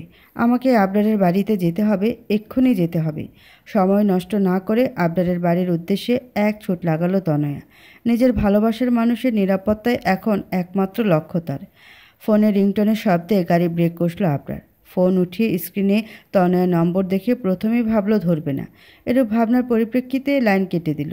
পকেটে রাখতে গিয়ে মেসেজের টুংটাং শব্দ কানে পৌঁছাতেই পুনরায় ফোন সামনে ধরে ইনবক্স অন করলো ফোনের।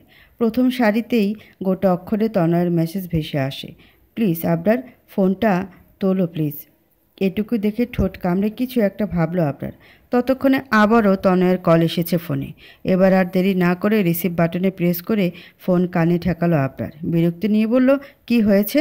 ওপাশ থেকে তনয়া উত্তেজনা নিয়ে বলল, আবরার প্লিজ তুমি বাড়ি যেও না, প্লিজ, তোমার অনেক বড় বিপদ। কথাটা কৌতুক কৌতুক মনে হলো আবরারের।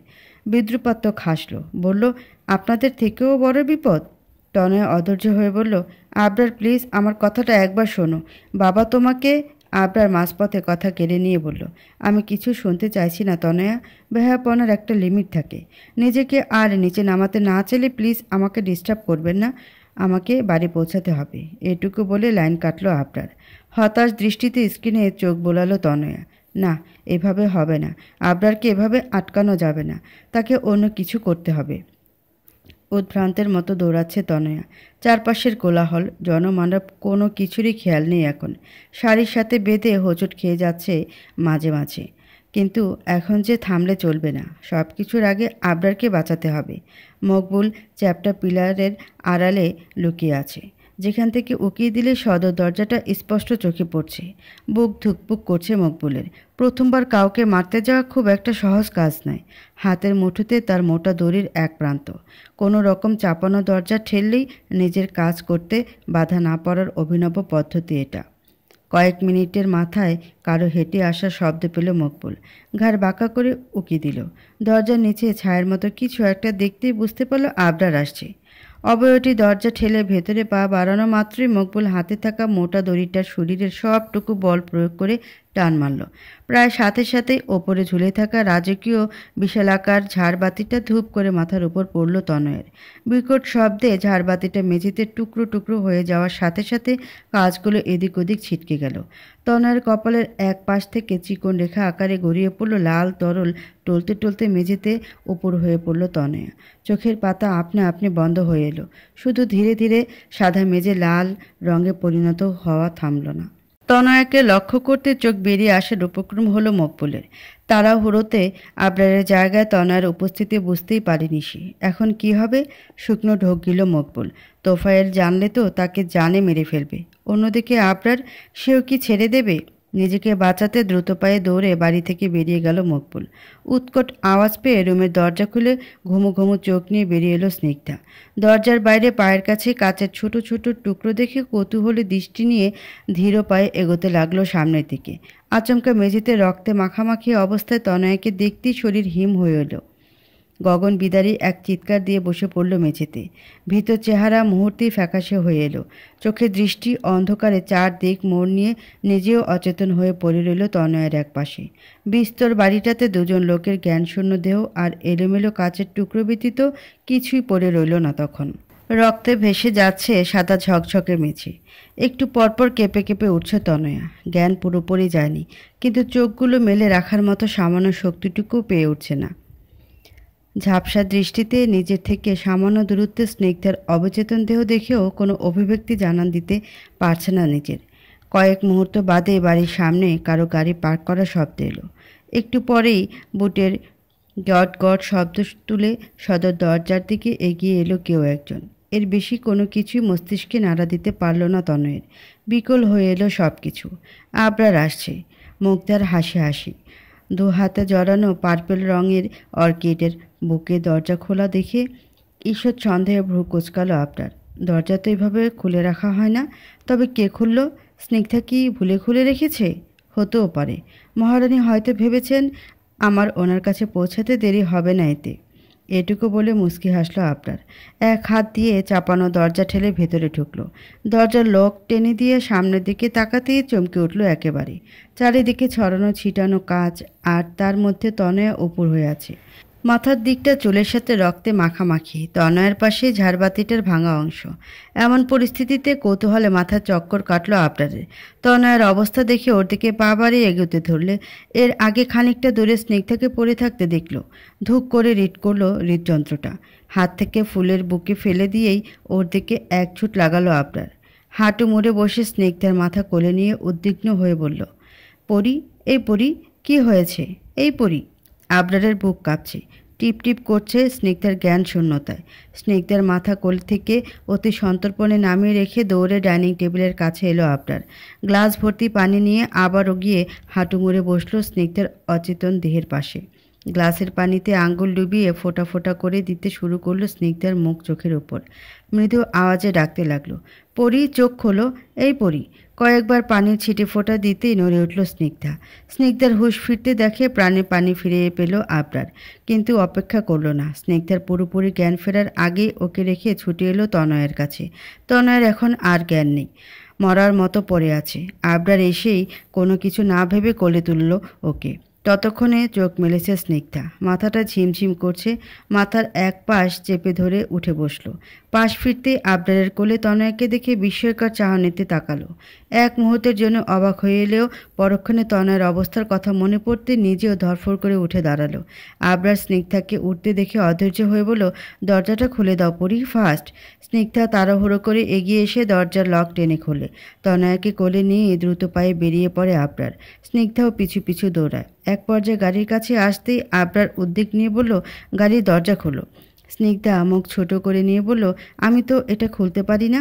আবরার এই প্রথম বিরক্ত হলো স্নিগ্ধার ওপর। বিরক্তিতে তেতো হয়ে এলো তার মুখ।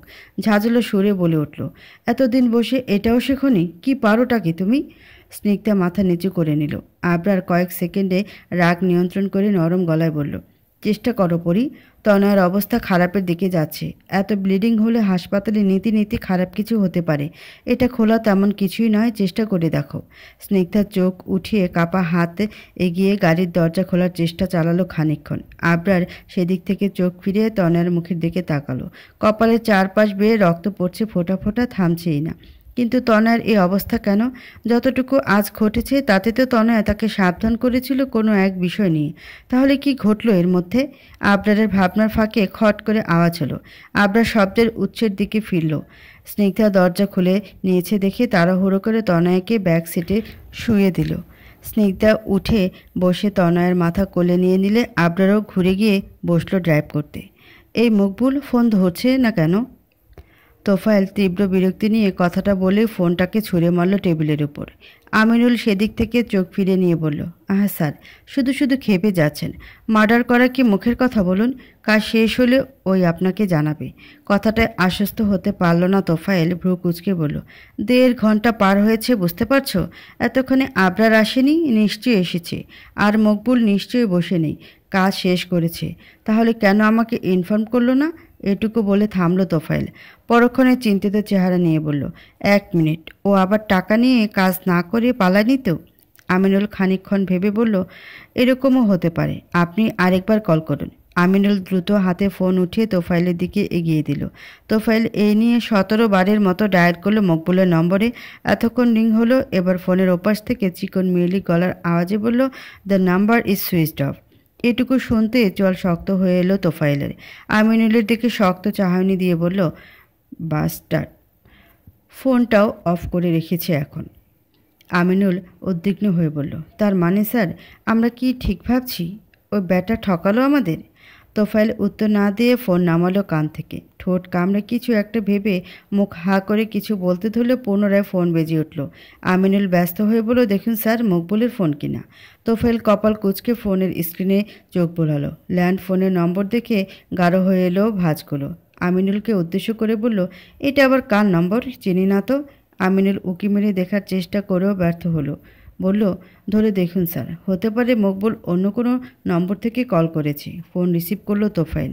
কানে ঠেকানো মাত্রই ওপাশ থেকে আবরারের প্রগাঢ় গলা ভেসে এলো, হ্যালো মিস্টার পাঠান, ভালো আছেন তো? তোফায়েল বিস্মিত হয়। আবরারের সুর চিনতে অসুবিধা হয়নি তার, কিন্তু আবরার কল কিভাবে করলো? ও কি এখনও বেঁচে আছে? সন্দেহ কাটাতে প্রশ্ন ছুড়ল, তুমি? আবরার ঠোঁট এলিয়ে হেসে বলল, আমি তো। আবরার, যাকে জামাই বানানোর খুব শখ ছিল আপনার? তোফায়েল বিস্ময় নিয়ে বলল, তুমি কি করে ফোন করলে আমায়? আবরার ভ্রু নাচালো, বলল, কেন? ফোন তো ফোন থেকেই করে। আমিও তাই করেছি। ও আচ্ছা আচ্ছা, ল্যান্ডলাইন থেকে ফোন করেছি কারণ আপনাকে একটু জ্বালাতে চেয়েছিলাম, বাট আনফর্চুনেটলি আপনি তো আমাকে ধরে ফেললেন। সে যাই হোক, আসল কথা শুনুন। তোফায়েল কৌতুক নিয়ে বলল, কী কথা? আপনার মেয়ে তনয় এখন অপারেশন থিয়েটারে। মাথার ওপর আস্তে একটা ঝাড় পড়ায় অবস্থা আশঙ্কাজনক। বাঁচতেও পারে, আবার মরতেও পারে, সবই আল্লাহর ইচ্ছে। আই থিঙ্ক আপনার একবার আসা উচিত। এটুকু শুনতেই বসা থেকে দাঁড়িয়ে পড়ল তোফায়েল। হতবিহ্বল হয়ে বলল, কি বলছো কি তুমি? ফাজলামোর একটা সীমা আছে। আমার মেয়ে তো। মাঝপথে ওপাশ থেকে উত্তর এলো, বিশ্বাস না হলে মেডিকেল কলেজ হসপিটালে আসুন। আবরার লাইন কেটে দিয়েছে। তোফায়েল বাকরুদ্ধ হয়ে আসে। মাথায় ঝাড়বাতি পড়েছে মানে? এরকমটা তো আবরারকে মারার পরিকল্পনা ছিল, কিন্তু তনয়া কি করে? তবে কি তনয়া সব জেনে নিজেই বিপদের মুখে পা বাড়ালো?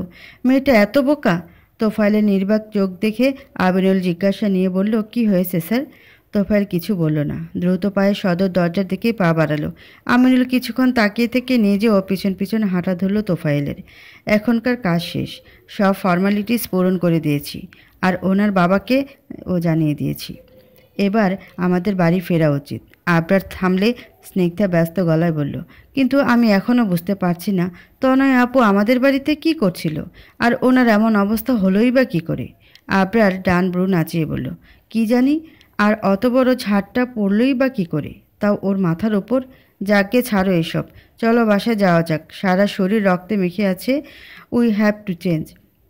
স্নিগ্ধা মাথা কাত করে সায় দিল। স্নিগ্ধার পিঠ এক হাতে জড়িয়ে হাঁটা ধরল আবরার। হুট করে কোথা থেকে হাওয়ার বেগে এসে আবরারের কলার চেপে ধরল তোফায়েল। ঘটনাক্রমে ভরকে গেল আবদার স্নিগ্ধা দুজনেই। তোফায়েল কলার ঝাঁকিয়ে ক্রুদ্ধ গলায় বলল, ইউ ব্লাডি বিচ, তোমার সাহস কী করে হলো আমার মেয়ের গায়ে আঁচড় কাটার?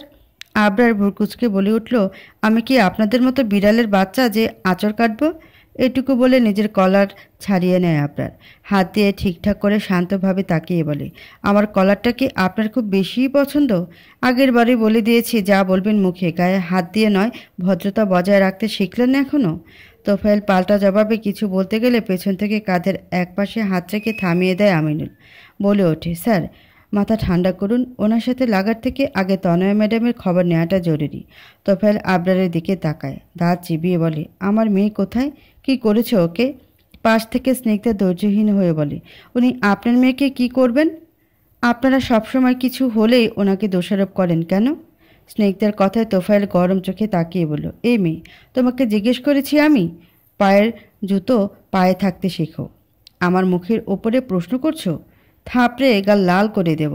তোফায়েলের কথায় আবরার ক্ষিপ্ত হয়ে বলল, ব্যাস, নো মোর ওয়ার্ডস। আমার স্ত্রীকে অপমান করা দুঃসাহস দেখাতে আসবেন না। ওর গায়ে কেউ একটা দাগ ফেলার আগেই তার হাত মুচড়ে দেব আমি। তাই আপনার পরিণাম খুব খারাপ হওয়ার থেকে ভালো এটাই হবে আপনি জিহ্বাতে লাগাম টানুন। তোফায়েল উত্তেজিত হয়ে বলল, কিসের লাগাম? আমার মেয়ের অবস্থা কি করে হলো? বলো, কি করেছো তুমি ওর সাথে? আবরার আশ্চর্যচকিত হয়ে হেসে উঠল, বলল, আজব তো, আপনার মেয়ে আমার বাড়ির দরজায় আহত হয়ে অজ্ঞান হয়ে পড়েছিল। মানবিকতার খাতিরে তাকে হাসপাতালে নিয়ে এলাম, আর এখন কিনা আপনি সব ব্লেম আমাকে দিচ্ছেন? বাহ, অবশ্য আপনার মতো লোকের থেকে এসবই আশা করা যায়। সব স্বাভাবিক। আমার অবাক হওয়াটাই অস্বাভাবিক এই যা, কারণ আপনারা তো এরকমই, না হলে যে উপকার করলো তাকেই আসামি বানাচ্ছেন। কি মন মস্তিষ্ক আপনাদের! জবাব নেই তো? এর থেকে তো তনয়াকে বাড়ির সামনে ফেলে রাখাটাই বেটার ছিল। অন্তত আপনার এত বড় বড় কথা ফুটতো না মুখে। উল্টো দেখা যেত হাত পা ছড়িয়ে মরা কান্না কাঁদছেন। তুমি নিজেকে ঠিক কী ভাবো Abrar? Super hero, the king?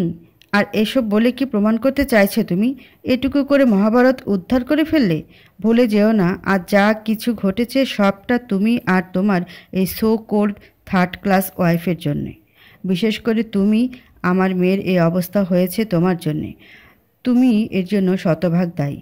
আমার মেয়ের বর্তমান ভবিষ্যৎ, ওর মন মস্তিষ্ক সব কিছুতে এমনভাবে দখলদারি করে আছো যে এখন আর তুমি ছাড়াও ও কিছুই বুঝতে পারছে না।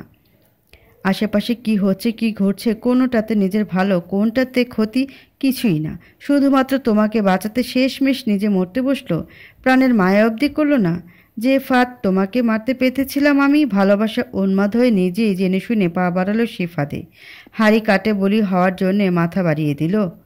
কার জন্য করলো এসব? যার জন্য নিজের জীবন বিপন্ন করলো সে কি আদৌ ওর ভালোবাসার মূল্য দেয়? দেয় না। উল্টো পায়ে ঠেলে দূরে সরায় ওকে।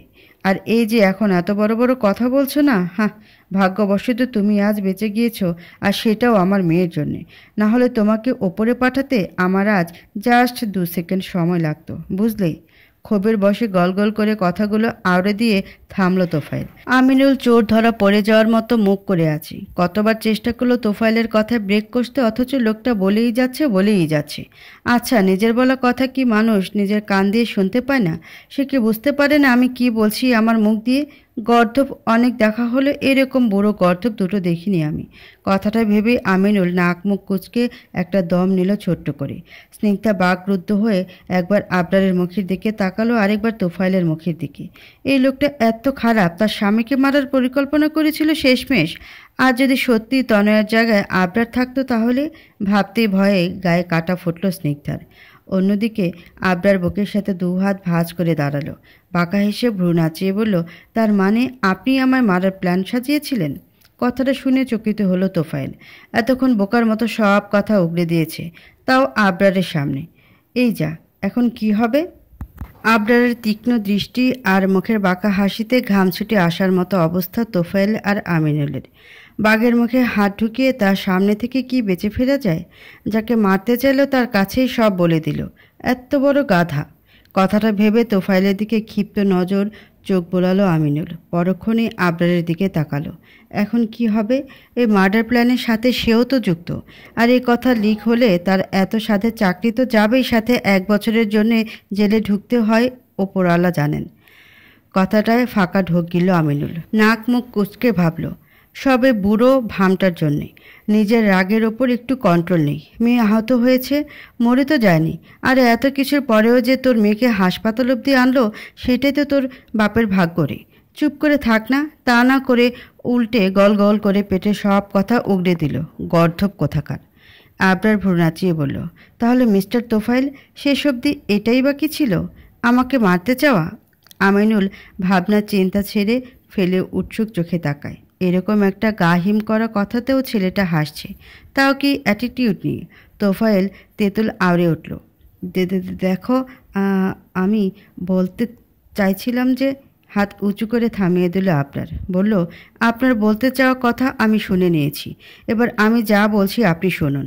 আবরার একটা লম্বা নিঃশ্বাস নিল ফোঁস করে। তোফায়েলের দিকে তাকিয়ে প্রোগ্রার গলায় বলতে লাগলো, জানোয়ার চেনেন? 1 টাইম অফ অ্যানিমেলস। আপনি হচ্ছেন তাই, মানুষরূপী জন্তু। কি ভেবেছিলেন আমাকে মারা খুব সহজ, আর চাইলেই যে কাউকে মেরে ফেলা গেল? এতই সস্তা মানুষের জীবন? আমার তো ভাবতেও আশ্চর্য লাগছে যে আপনি আমাকে মারার কথা ভাবছিলেন। ভেবেছিলাম মনুষ্যত্ব একটু হলো আপনার মধ্যে রয়েছে, তাই হাত গুটিয়ে বসেছিলাম এতদিন। বলতে পারেন শ্রদ্ধাতে দিচ্ছিলাম আপনাদের। কিন্তু আপনি তো আমার চিন্তার থেকেও 1 কাঠি ওপরে। ভদ্র বেশি মুখোশ পরে মানুষ খুন করার কথা ভেবে নিলেন। একটু থামুন মিস্টার পাঠান, নিজের দিকে তাকান। বয়স তো কম হলো না, এক পথ কবরে চলেই গেল, এবার তো পাল্টান নিজেকে। অবশ্য এসব আপনাকে বলে লাভ নেই। আপনি আর রাস্তার কুকুরের লেজ একই রকম, দুটোই ঘি দিয়ে টানলেও সোজা আর হবে না। এটুকু বলে আমিনুলের দিকে তাকালো আবরার। আবরারকে তাকাতে দেখে নড়ে চড়ে ওঠে আমিনুল। চিন্তিত মুখ সিরিয়াস করে নেয়। আবরার ভ্রু নাচিয়ে কৌতুক মাখানো সরে বলে, তা গৃহপালিত পুলিশ অফিসার আজকে হ্যান্ডকাফ আনেনি? সেদিন তো দুটো বিয়ে করার অপরাধে একেবারে হাক ডাক দিয়ে গ্রেফতার করতে গিয়েছিলেন আমায়। আজ এখানে মানুষ মারার প্ল্যান চলছে শুনেও আপনি চুপ করে দাঁড়িয়ে আছেন? আরে বাহ! অবশ্য আপনাকে তো ডিউটির কথা বলে দিতে হয়। পুলিশ তো আপনি নামেই, কাজের কাজ কিছুই করেন না। আর যেখানে মিস্টার তোফায়েল আপনার সোনার ডিম পাড়া হাঁস, সেখানে ওনাকে গ্রেফতার করলে আপনার মানিব্যাগই তো পাতলা হয়ে যাবে, তাই না? Loss project. অপমানিত বোধ করলেও কথা বাড়ালো না আমিনুল। কখনো কখনো শান্ত থাকলে ক্ষতির কিছু নেই, না হলে দেখা গেল মাথা গরম করে নিজেও এই তোফায়েলের মতো কিছু একটা 19-20 বলে ফেলবে। শেষে নিজের লেজে নিজে বেঁধে হুমড়ি খেয়ে পড়ে থোবড়া ফাটাবে। কপালে জমে আসা ঘামের ফোঁটা নিয়ে তোফায়েল আমিনুলের দিকে তাকাচ্ছে, তো আমিনুল তোফায়েলের দিকে। দুজনেই কাচোমাচো করছে। উসখুস করার পরিমাণ বেড়ে গিয়েছে তাদের। আবরার এবার শক্ত গলায় বলল, আমার খুব ইচ্ছে করছে আপনাদের দুজনকে বনের হিংস্র জানোয়ারদের কাছে ছেড়ে আসতে। অন্তত ওরা আপনাদের ভেতরটা ছিঁড়ে ফুঁড়ে দেখুক আপনারা ওদের থেকে কতটা নিকৃষ্টতর। আর মিস্টার তোফায়েল, একটা প্রবাদ আছে না, অপরের জন্য খুঁড়িয়া গর্ত নিজেই পড়ি সেথায়? আপনার অবস্থা এখন ঠিক তাই। আমাকে মারতে চেয়েছিলেন, অথচ দেখুন আমার জায়গায় আপনার আদরের কন্যা রয়েছে। একেই বলে টিট ফর ট্যাট। একদমে কথাগুলো শেষ করে স্নিগ্ধার হাত আঁকড়ে ধরল আবরার। তোফায়েল আর আমিনুলের দিকে চোয়াল শক্ত করে তাকিয়ে স্নিগ্ধাকে উদ্দেশ্য করে বলল, চলো পড়ি। স্নিগ্ধার সাথে সাথে আমিনুল তোফায়েল দুজনেই চমকে তাকালো। কারোরই হজম হলো না আবরারের কথাটা। বিদ্যুৎ বেগী শব্দের মতো ঝটকা অনুভূত হলো। কোনো কিছু তোয়াক্কা না করে স্নিগ্ধাকে নিয়ে সামনের দিকে এগিয়ে গেল আবরার। স্নিগ্ধা মুখ হা করে জিজ্ঞাসা নিয়ে তাকাচ্ছে ওর দিকে। সেদিক থেকে চোখ ফিরিয়ে নিয়ে তোফায়েল আমিনুলের দিকে তাকালো, অধৈর্য গলায় বলল, শুধু কথা শোনালো, ও আমাদের আর কিছু করলো না কেন? চকিত হয়ে তাকালো আমিনুল। বিরক্তিতে কপালে ভাঁজ ফেলে বলল, আপনি কি চান উনি কোনো কিছু করুক? এভাবে শান্তভাবে চলে গেল, ভালো লাগলো না? ভাগ্যিস কিছু বলল না। তোফায়েল চিন্তিত মুখে মাথা নেড়ে বলল, না না, আমি যতদূর আবরারকে চিনি ও তো এরকম হাত গুটিয়ে নেওয়ার ছেলে নয়। সব কিছু জেনেও ও আমাদের বিরুদ্ধে কোনো অ্যাকশন নিল না। ও চাইলে তুড়ি মেরে আমাদের জেলে দিতে পারত। আমিনুল কয়েক মুহূর্তে কিছু ভেবে নিয়ে বলল, জানি না। ছেলে যে চালাক, মুখ দেখে মনের কোনো কিছুই বোঝা যায় না। ভেতরে ভেতরে আবার কিসের নাড়ু পাকাচ্ছে কে জানে। তোফায়েল কপালে আঙ্গুল ঘষে বলল, যাকে যা পাকাচ্ছে পাকাক, পরে দেখে নেব। আগে আমার মেয়েকে দেখে নেই। ইস, মেয়েটা কত ব্যথাই না পেয়েছে যখন ওই রাক্ষসের ঝাড় ওর মাথায় পড়েছে। ওইটুকু মেয়ে আমার। দুঃখী মুখ করে কথাটা বলে উদ্গ্রীব হয়ে তোফায়েল এগিয়ে এসে ওটির সামনে দাঁড়ালো। পেছনে আমিরুল তীব্র বিরক্তিতে নাক চোখ কুঁচকে নিল। মনে মনে বলল, শুরু থেকে এটা ভাবলে আবরারের কাছে ধরাও পড়তে হতো না, আর জেলে যাওয়ার ভয়টাও থাকতো না। এখন সব খিচুড়ি পাকিয়ে মেয়ের জন্য দরদ দেখাচ্ছে আদিক্ষেতা। হাসপাতালের সদর দরজার কাছাকাছি আসতেই আবরারের হাতের মুঠো থেকে নিজের হাত ছাড়িয়ে নিয়ে দাঁড়িয়ে পড়ল স্নিগ্ধা। ভ্রু কুচকে পেছনে তাকালো আবরার। কি হয়েছে, দাঁড়িয়ে পড়লে যে? স্নিগ্ধার ঠোঁট উল্টে ধৈর্যহীন হয়ে বলল, আপনি ওনাদের কিছু বললেন না কেন? আবরার ভ্রু কুঞ্চন গাঢ় করে বলল, কাকে? তনয় আপুর বাবা আর ওই পুলিশটাকে। আবরার বুঝতে না পেরে বলল, ওদের কি বলবো? স্নিগ্ধা বিরক্ত হয়, উদ্বিগ্ন হয়ে বলে, কি বলবেন মানে? ওনারা আপনাকে খুন করতে চেয়েছিল, বুঝতে পারছেন আপনি? খুন! আর সব জেনেও আপনি ওখান থেকে চলে এলেন। এতক্ষণে সবটা বোধগম্য হতে মুখ স্বাভাবিক করে নিল আপনার। ভ্রু নাচিয়ে বলল, তো কি করব? মারামারি করব ওদের সাথে? স্নিগ্ধা কপাল কুঁচকে উত্তেজিত হয়ে বলল, কি করবেন মানে? আপনি কি পাগল হয়ে গিয়েছেন? মারামারি করবেন মানে কি? আপনি ওনাদের পুলিশে ধরিয়ে দেবেন, তারপর? আবরার মাঝপথে কথা কেড়ে নিয়ে বলল, যা বোঝো না তা নিয়ে কথা বলো না। পুলিশে ধরিয়ে দেব? কিসের ভিত্তিতে? প্রমাণ আছে আমার কাছে যে ওরাই আমাকে মারতে চাইছিল। স্নিগ্ধা চুপ করে যায়। ঠোঁট কামড়ে কিছু একটা ভেবে বলে, তাহলে? আবরার স্নিগ্ধার কাছে এগিয়ে আসে, দৃঢ় গলায় জবাব দেয়, আমি ওদের ইচ্ছে করেই কিছু বলিনি, কারণ ওদের বিরুদ্ধে কোনো প্রুফ আমার হাতে নেই। কিন্তু ওরা চাইলেই আমাদের বিরুদ্ধে অনেক কিছু করতে পারবে। স্নিগ্ধা কৌতূহল নিয়ে তাকালো। দৃষ্টির মানে বুঝতে পেরে আবরার নিজে থেকে বলে উঠল, তনয়া রক্তাক্ত অবস্থায় আমাদের ড্রয়িং রুমে পড়েছিল। শুধুমাত্র এটাকে ইস্যু করে ওরা চাইলে আমাদের ফাঁসাতে পারে।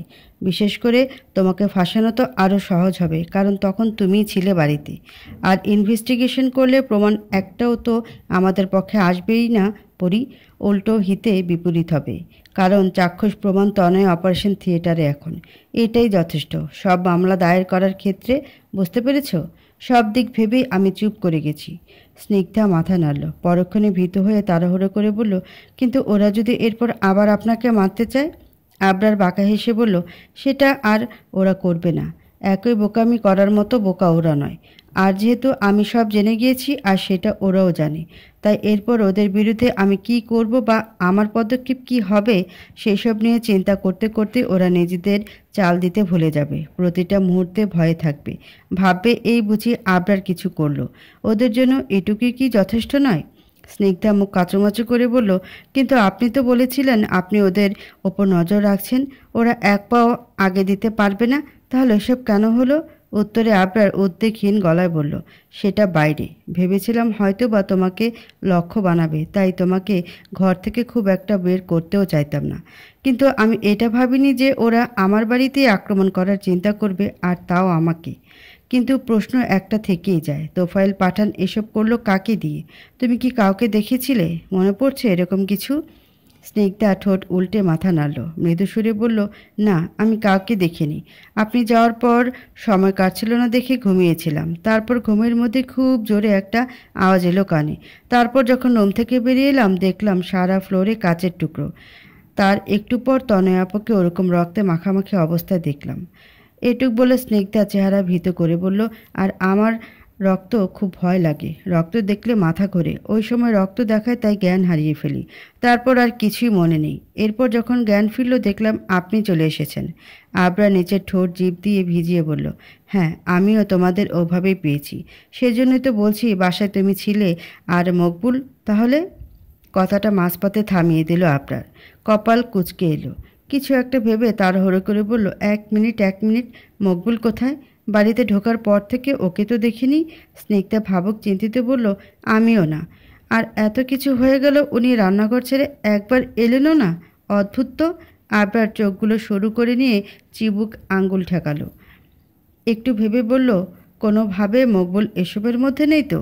স্নিগ্ধা অবাক হয়ে জবাব দেয়, কিন্তু উনি তো আপনাদের বাড়িতে অনেক দিন ধরে কাজ করছেন। উনি এরকম করার কথা ভাববেন?